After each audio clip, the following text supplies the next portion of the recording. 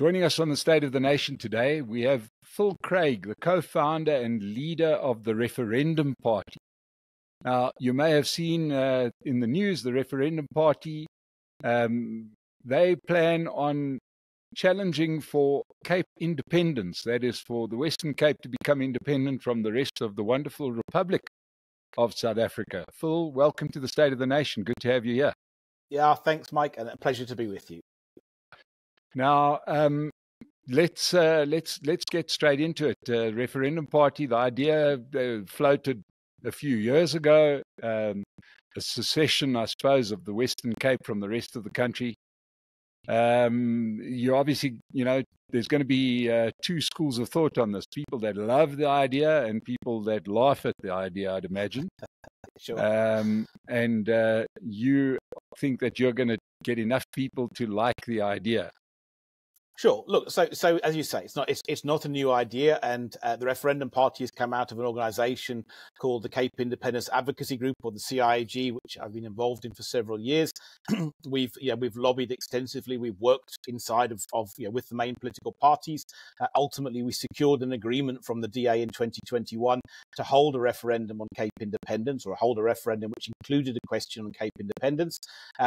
Ultimately, they reneged on that deal after the elections, and we always said, look, if you renege on that deal, then we're going to put up a referendum party and we'll try and force you to hold a referendum and consult the people of the Western Cape on this issue. And when they reneged on that deal, we put up the referendum party, and here we are. And we're trying to force the DA below 50% in the Western Cape into a Cape independence coalition, where we can then make sure that we do get a referendum.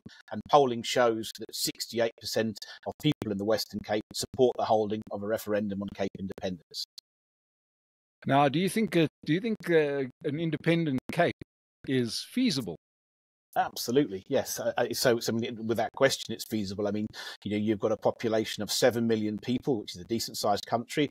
The Western Cape has got an economy that's roughly the same size as Namibia, Botswana, and Zimbabwe combined. The Western Cape is a net contributor to the South African fiscus. So economically, we've got this really viable country. And ideologically, there's no doubt that the Western Cape has a different ideology to the rest of South Africa. And we can see that from 30 years of election results.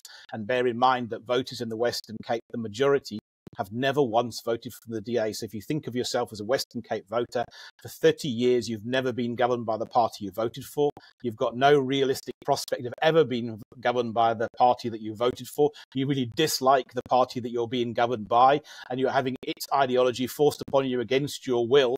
So effectively, you've got a system that just doesn't work for the Western Cape. And that is the ethos of Cape independence. We're better off to make our own decisions. We don't want to fall out with South Africa. We just want to say, look, you go your way, we'll go ours. We can be neighbours, we can be trading partners, and you be governed according to the democratic will of the people in South Africa, and we'll be governed according to the democratic will of the people in the Western Cape. And we believe we'll be better off that. And again, polling shows that something like 70%, I can't remember the exact number, of people in the Western Cape believe that their lives will be fundamentally better off in an independent Western Cape. Now, what you're referring to when you say people in the Western Cape have never got the government that they voted for, you're referring to the fact that, and it's not strictly true to say that the DA has always governed in the Western Cape. That's a relatively new phenomenon, 15 years by my reckoning. You're saying that,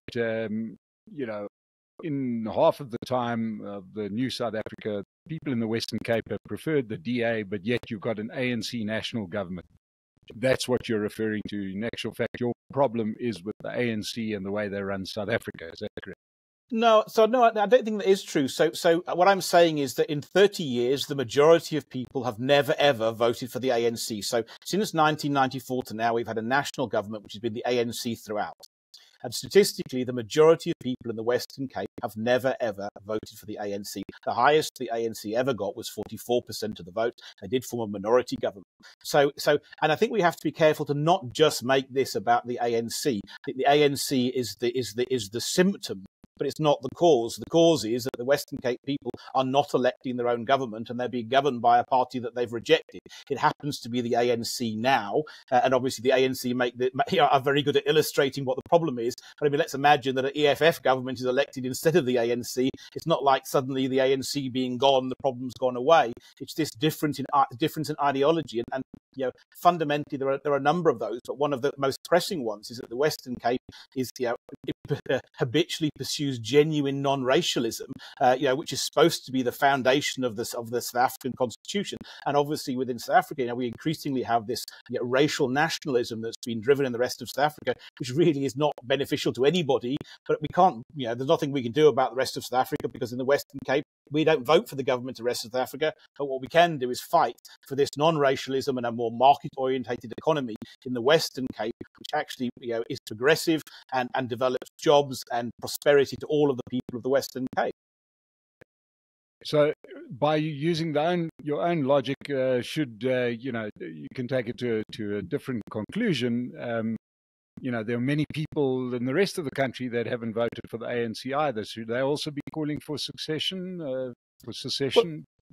Well, so it's a different. So then it comes down to what do the majority want. So I get that, and I think it's one of these situations where, look, South Africa is a hodgepodge. It's a hodgepodge that's never really worked. What's the history of South Africa? In 113 years, the imperialist and colonialist British imposed a solution with the Boers on South Africa and promptly ran it for their own benefit for a while. Then we ended up with a national party, and now you had Afrikaners who basically oppressed everybody but large sections of the population. And now we have the ANC who are pretty well ruining it for everybody. So South Africa as a construct just never really worked in its entire history. Somebody's always been getting the rough end of the wedge. Now, how do we solve that? Well, I think we start off in the Western Cape. It's easy. We're in a slightly different situation in that the majority are opposed to that. So therefore, we can kind of have a relatively simplistic solution. We've got an electorate, we've got a border, we've got a parliament, we've got our own constitution. We're the only province that does. So actually, for the Western Cape people to stand up and say, well, this just doesn't work for us and we kind of want to be out and do our own thing is relatively easy. If you are in the rest of South Africa and you also don't vote for the ANC, but you have a minority view, it's much more difficult. And I have great sympathy for people who are trapped in South Africa as minorities, ideological minorities I'm talking about now, and who effectively can't vote out the ANC. That there will need to be other solutions elsewhere. And I hope we find them. And to a certain extent, we're seeing that. We're going to see a coalition government probably in KZN, which is going to be dominated by the IFP with the DA, and that's likely to provide some slightly different solutions in KZN. We're probably going to see in Gauteng a more business-friendly type government emerge at a provincial level. So we are going to start to see other solutions outside of Cape independence emerging. But what we're going to see is the breaking down of this dominant central government, which just dictates policy to everybody, which has been a disaster throughout South Africa's entire history. Now, if you mentioned KZN, which could definitely fall out of the control of the ANC, and there's Gauteng, in fact, looks even worse for the ANC. Should all of these provinces start asking to secede? Will we start having the Gauteng Independence Party and the KZN Independence Party?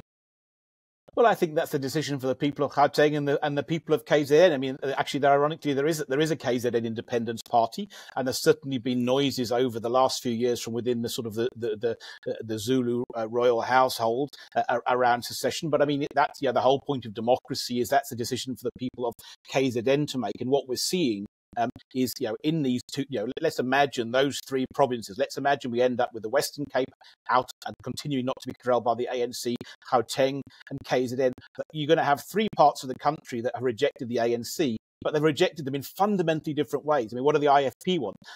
They want a greater role for traditional African justice.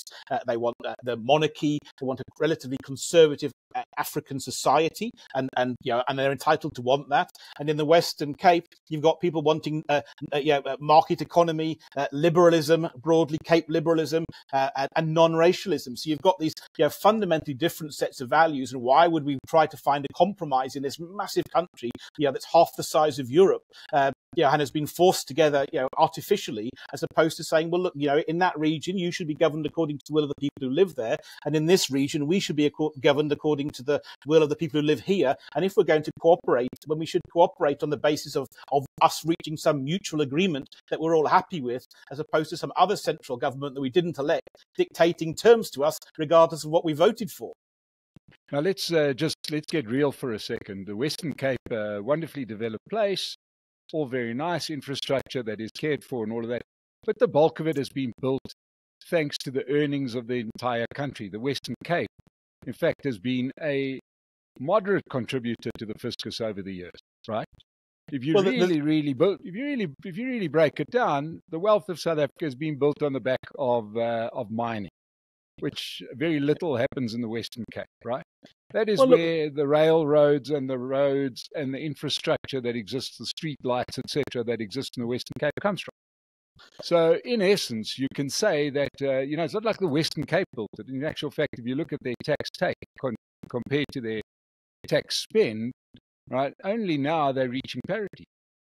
Yeah, look, that's not the case, actually. So the Western Cape houses currently, I think, 11.8% of the population. It's increasing slightly.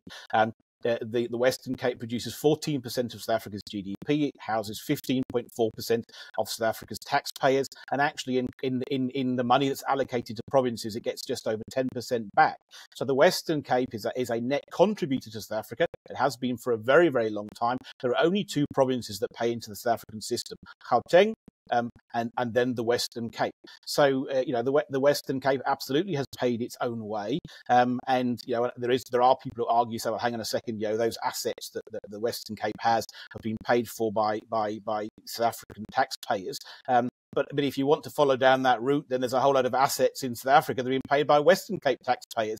And since we've been paying over our share for the entire 30 years of South Africa's democratic history, if we're going to make an addy up on that calculation, then the rest of South Africa is going to owe us money when we leave, and not the other way around. Now, Phil, I suppose the big question is, do you really think that this is a fight worth having?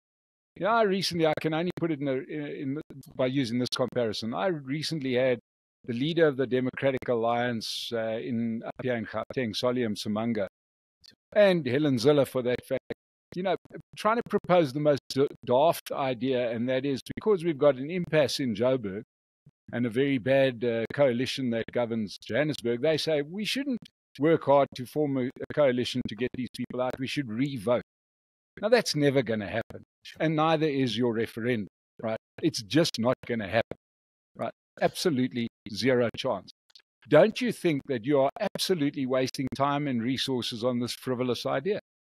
No, absolutely don't. I think it absolutely is going to happen. I think ultimately you can only hide from the democratic will of a people for so long, and I think it's absolutely essential that it does happen. So we've got this situation where 68% of people in the Western Cape support this referendum, 79% amongst DA voters, and the only question is at this point in time, the reason we don't have a referendum, which was promised and agreed, I personally agreed that with John Steenhuisen, and the DA have reneged on that agreement. So we now have to force them again, and that's the whole point of the referendum party.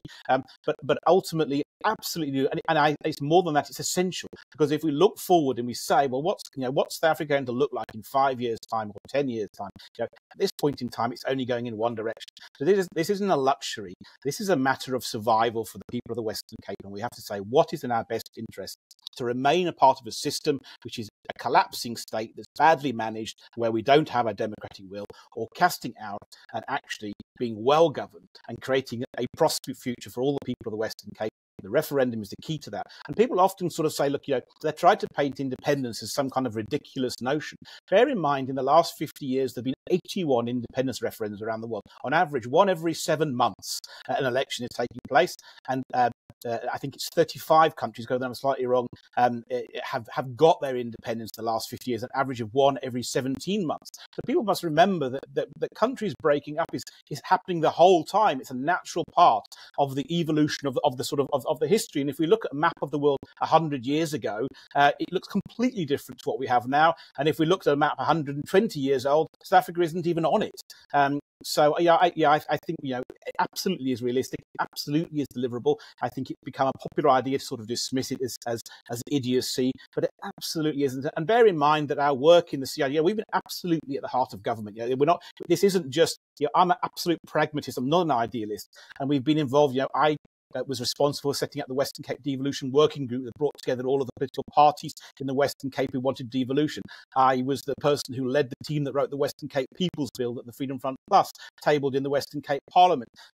I negotiated the referendum, albeit that now has been reneged upon.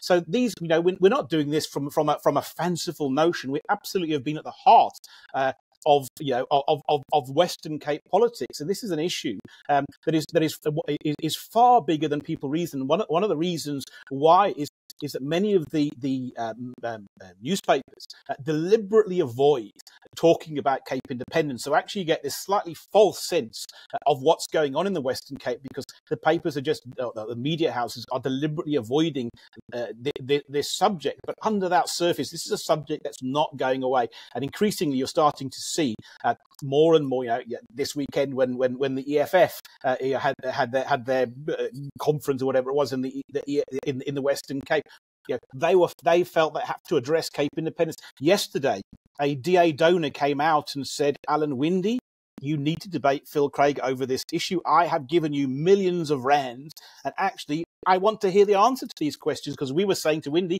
stop complaining about all of these things that are going wrong in the Western Cape, because you can fix them. Just call the referendum. And actually, all of these things that you're complaining about, as if you're this innocent victim, you're not actually an innocent victim. You're complicit because you're denying the people of the Western Cape a referendum that the majority of them want, and you have the constitutional power to call. Yeah, they may have a constitutional power to call a referendum, but obviously it's going to be subject to a national referendum. Why would that be the case?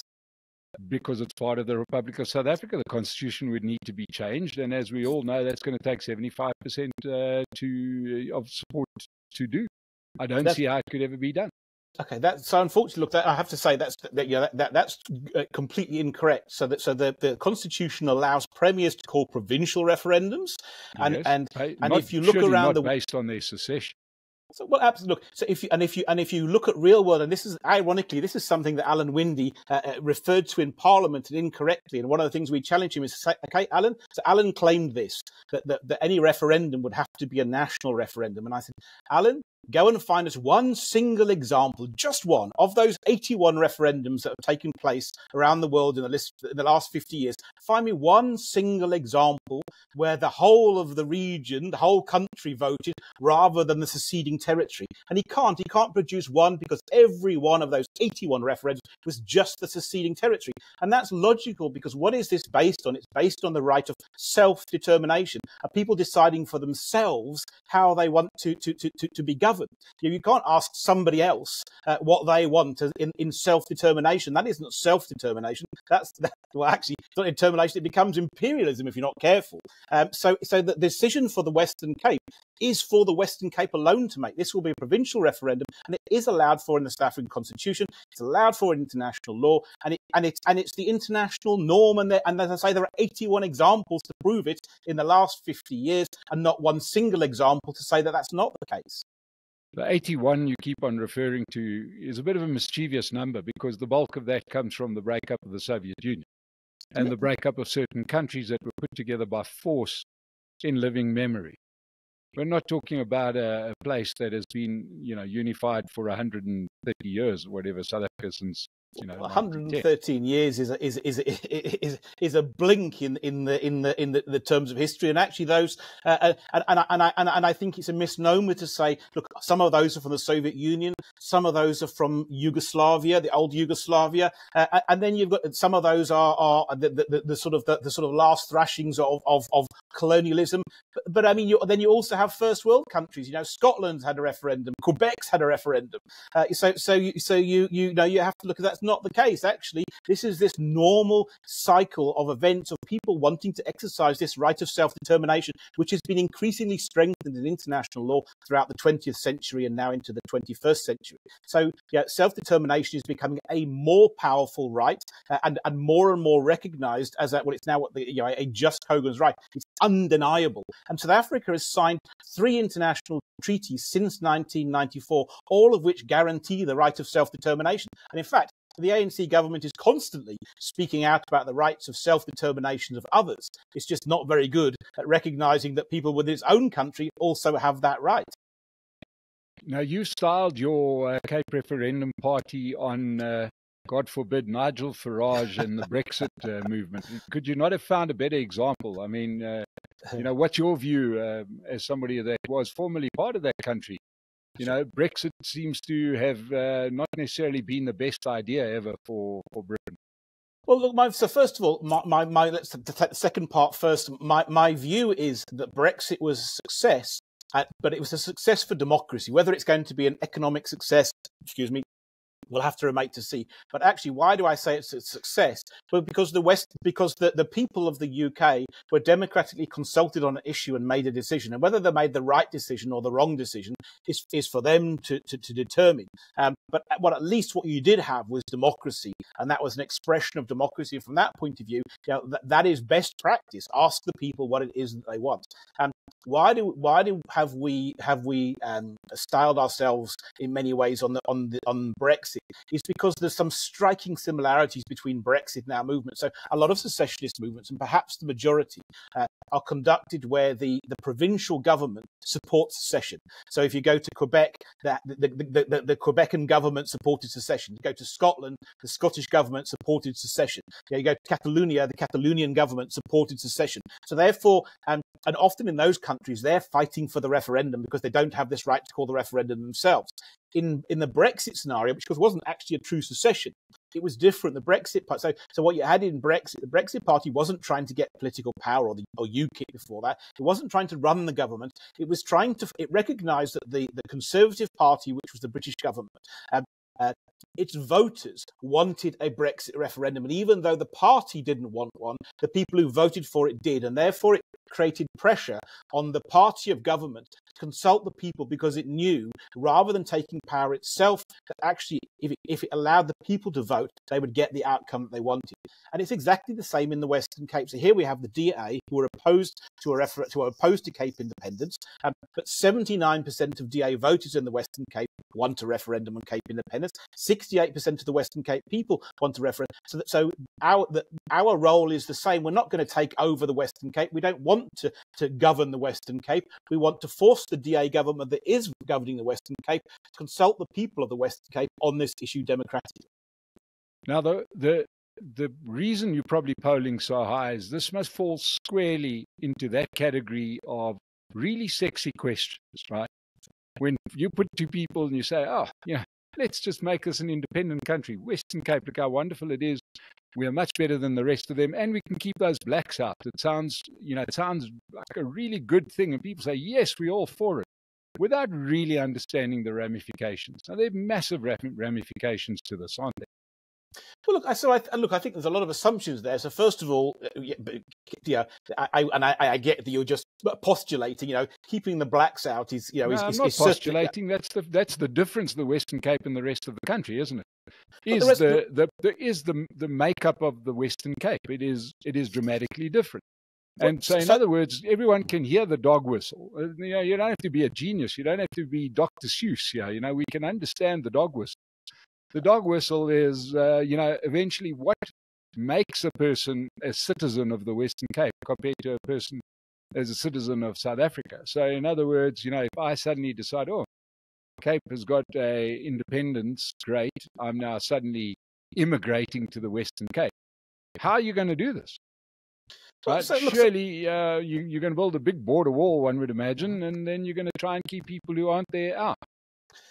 So look, I think it's really important that we understand that, first of all, that our mission is non-racial, and it's not a dog whistle. It's a recognition that the people of the Western Cape have a particular ideology, and I accept there's some correlation between the demographics of the Western Cape and that ideology. But those are just correlations. And absolutely, our own organisation has an exco which has people on it who are white, who are coloured, who are black. So this whole notion that somehow this is just overt racism is actually nonsensical, and you can see that in the election results. And I think it's we've got to be really sort of careful, not sort of just dismissing ideas and saying, hang on a second, this is just. I think too many ideas are closed down with this kind of talk of racism. The bottom line is we can see how the Western Cape people have voted. Now, actually, what do we see in terms of Cape independence? We do see differences in the level of supports across race, but we have, not all white people support Cape independence. I think support last time we measured was about 72% across white people. Not all black people oppose Cape independence. Support last time we checked was at 30%, and support amongst coloured people is at 80%. So this is not about one particular race. This is a particular ideology, and of course there is cultural and racial correlations between how people vote. But this is really not about race. In fact, I'm an avowed non-racialist, and we don't know each other well, but I mean, for argument's sake, one of the things that I often stand up for, I despise racism. I often get called racist. The last time we marched, we literally marched the District 6 Museum and stopped and prayed for forgiveness for the sins of our past. So, at the end of the day, that's not in our makeup. And I accept it's an easy thing to point. What we want is, here we are, 7 million people, 3.2 million voters. We're not getting the government that we want. And actually, we want to be governed according to our democratic will. I think it's too easy to kind of paint that as race, as opposed to just accepting that we're entitled to be governed the way that we want to be governed. Well, you can say that you go out there, you actually do get the government that you want. You get, South Africa's got fairly strong federal laws. We understand that many of the competencies that fail the Western Cape as badly as they fail the rest of the country, safety and security, schooling, etc., are done at national level. We understand that to have somebody like Becky Taylor in charge of your police service, you're just asking for a crime wave, right? So we are all subject to that particular problem. But you point out the relative success of the Western Cape has got to be because it's governed differently, because we have quite a strong federal system in South Africa. So we definitely don't have a strong federal system. We have what's called a quasi-federal system. We have the appearance of federalism, but if you go and look at Section 4 and Schedule 4 and Schedule 5 of the South African Constitution, and you see what powers the Western Cape government has, they're scant. And the key ones all belong at central government. So the Western Cape, do we set economic policy? No, we don't set economic policy. We have to implement the ANC's economic policy. Do we control policing? No, we don't. It's implemented by South Africa. Do we control our taxation and how our money is spent? No, we don't. That's decided by. Do we control our own borders? No, we don't. So actually, we have very, very little control over. So what we have in the Western Cape is we have a province that is relatively well administered, and certainly on the basis of that outperforms the rest of South Africa. But I mean, the DA, for argument's sake, strongly believe in non-racialism, but we have BEE and affirmative action. The DA were elected. Alan Winde was elected on the promise of trying to take control of policing. He got a mandate from the Western Cape people, but we don't have it, because what we have in the Western Cape is effectively a sort of this slightly sham of a government. They could do certain things, but all of the key decisions are made by people in Pretoria who the Western Cape people voted against and vehemently dislike. So now, you've obviously played through a couple of scenarios. Tell us exactly how this breakup is going to happen, right? How do you determine who is a citizen of the Western Cape? Sure. So look, by using international norms. So look, in terms of the process, let's kind of maybe start a little earlier than that, because then it'll have more context. So we have a referendum, and the people of the Western Cape vote to leave. We wake up the next day, and now the Western Cape government has been mandated or instructed by its people to negotiate the exit of the Western Cape from South Africa, and now it needs to enter into a negotiation with the South African government, which then effectively takes everybody's interests in part, and we find a fair settlement settlement that perhaps is a compromise that everybody can live with, and that would be the norm, or how it's supposed to work. Doesn't always work that way. So we end up with this negotiated settlement. The people of the Western Cape, whoever is living legally in the Western Cape, will be entitled to become a citizen. Yeah? So what is living? I mean, many people have holiday homes. Are they living in the Western Cape? No, look. I think that's one of the definitions that'll have to be defined. But I would probably suggest that something on the lines of anybody who had their registered first address, where they're registered to vote at the last election, that would something along those lines would be something that wasn't arbitrary, but that was fair. It's important that it's fair, it's transparent, it's non-racial, and bear in mind that sort of these protocols are relatively well established. Now, obviously, secession is more difficult, but if we talk about citizenship and who's entitled to be a citizen of South Africa and who isn't, it's a fairly clear process. Now, South Africa might not implement its own laws very well, but it's got very clear laws, and those laws, if you go and look at them, are remarkably similar to all of the other G20 countries, for an example. There's kind of an international norm of how do you define citizenship, and we would see the Western Cape just complying with those international norms and probably having a very, very similar set of criteria to those that South Africa currently has, albeit that we'd expect the Western Cape to actually implement its own laws. Okay, so we wake up the next morning and everybody's decided this is a hell of a good idea. How do you plan on securing your northern border and your eastern border? As I see it, it's going to be interesting the next day. Sure. Look, and it's going to be, look, the next day there won't be independence, and we're going to have to certainly we're going to have to see where we end up with that. Securing borders is a challenge for every country on earth, and is the Western Cape going to have challenges securing its borders both after the referendum and I think and long term? It absolutely will, like every other country. If you're a successful country and you've got less successful countries next door, people will always try to migrate towards success, and ultimately you know that's something that countries will have to manage, and they have to manage as fairly, as reasonably as they can. What I would say is, first of all, we can't possibly make a worse job of how South Africa is currently managing its borders now. They're completely non-existent. So are we going to be any worse than we've got now? And clearly, if we have control of law and order within the province, then part of that is not just getting over the border, but it's also then being able to sort of carry out your business as an illegal alien in the country, and those two things go together. So are we going to have is there some magic bullet? No. Is it going to be problematic? Yes. Ultimately, what is the argument? You're going to be so successful as an independent country that you shouldn't try.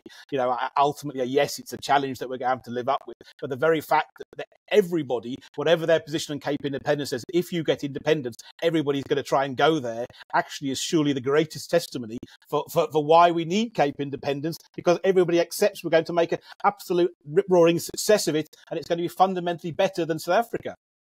Well, it's certainly going to be better than some of its near neighbours, and you do have an influx of people, for example, from the Eastern Cape. So sure. You are going to be inundated with about 5 million people, pretty soon thereafter, if you do get that. But I presume that is not really what you want. What you have in mind, I presume, is to maintain your enclave that you've got right now. I wouldn't call it an enclave. I would call it a province that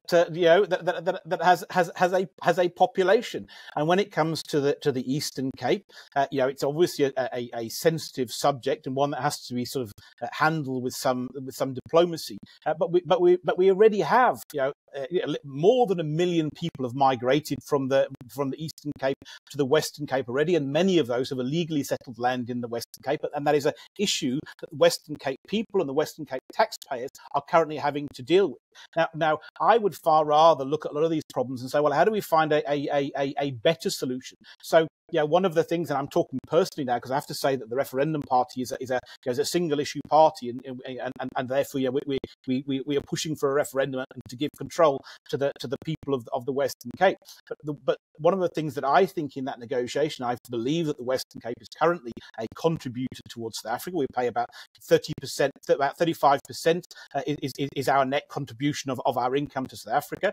And, there is absolutely an issue in the Eastern Cape, because the Eastern Cape is one of the poorest and the worst run provinces and the most unequal, I think, in South Africa. And understandably, the people are there who are wanting a better life. And I actually would love to see the Western Cape, an independent Western Cape, playing a developmental role in the Eastern Cape. And actually, rather than saying, how do we keep all of these poor people out, how about we take an approach that says, look, hold on a second, we've been paying into the system for years, rather than just building a wall and sort of trying to defend it with guns. Why do we play a developmental role in understanding the relationship between the Eastern Cape and the Western Cape? And actually, why don't we do something positive that also helps uplift the Eastern Cape? So and I think that's part of these. So I see these negotiations after a referendum as something that are inherently positive. And when you negotiate, you should never negotiate for a win-lose. You should negotiate for a win-win.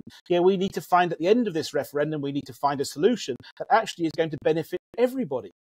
I must admit, though, Phil, I can't help thinking that of that 30% tax contribution that the Western Cape is making, I'm not 100% sure you and your people have factored in the fact that you're going to get, initially it may not change overnight, but pretty soon all your activity in your ports, all your your ready market for your wine, your ready market for your agricultural products, tariffs, etc., from both sides, fees and tariffs are going to come into play. A lot of that market's going to change.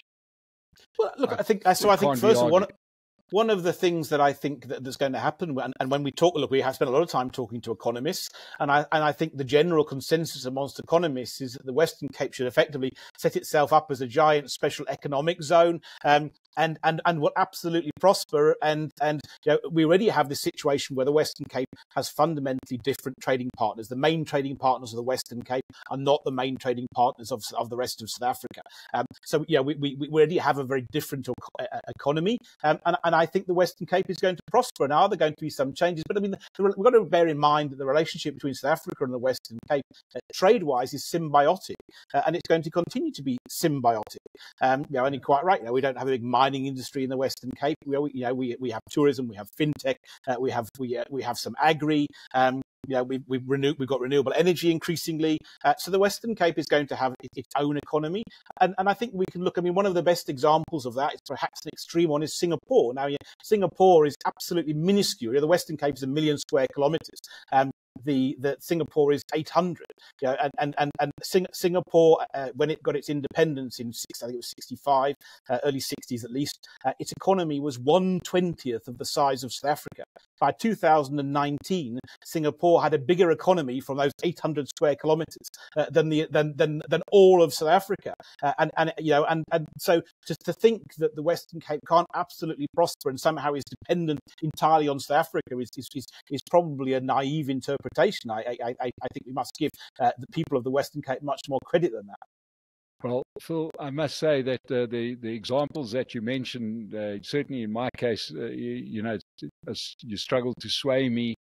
I think that the easy thing with a sexy proposition like, let's just have a tax boycott, let's just, get independence. It sounds wonderful, but a lot of those things end in tears, which, I think that, look, I don't think your mission is going to end in tears, because I don't think it's going to be a starter. So, as far as I can see, you'd be better off spending that time trying to get to better solutions at a political level in South Africa. But as far as independence goes, I don't see how it can work. But best of luck anyway, and thank you for coming to the State of the Nation. And to anybody that's watching us today, tell us what you think. I mean, it's a sexy topic, and it sounds hell of a great. But to me, it's a dog whistle. I hear a dog whistle, and maybe I'm just getting sensitive ears as I get older. Phil Craig, leader of the referendum party looking to move the Western Cape to be the world's newest independent country. Good luck with that. Phil, thank you so much for joining us today. To everybody that joined us, thank you so much. Subscribe to the channel. We'll see you the next time on the State of the Nation. Thank you, Phil. Thanks, Mike. It's been a pleasure to be here with you today. Thank you.